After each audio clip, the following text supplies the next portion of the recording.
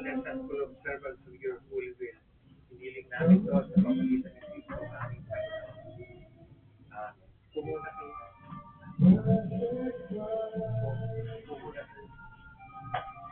Pumuna kayo. Pumuna kayo. Pinangupo kayo. Kasi upo tayo. Pwedeng tayo.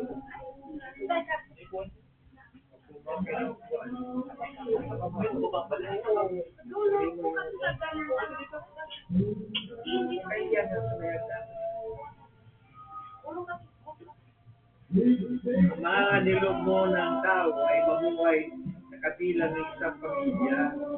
Pagpalain mo itong sala sa siyang pinagtitikunan ng mga naninirahan dito. Naway, ang buong sampayanan ay makasagpurito ng pahinga at kasiwasayan ng loob na napilis sana silang nagmamahalan sa isa't isa upang ang sino mang bumisita sa kanila ay matuto sa kanilang magandang halimbawa. Ito hiniling namin sa pamagitan ng Kristo na aming Panginoon. Amen. Sumainyo, Panginoon, Mighty God, ask you to bless the image, the honorable love and of Jesus Christ, the Blessed Mother. Grant us over to the inspiration of these images, of this practice servant, honor them.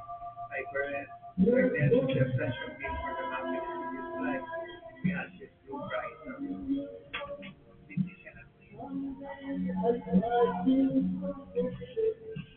Mighty God, we ask you to bless for your rosary of life, with the beloved saving believers,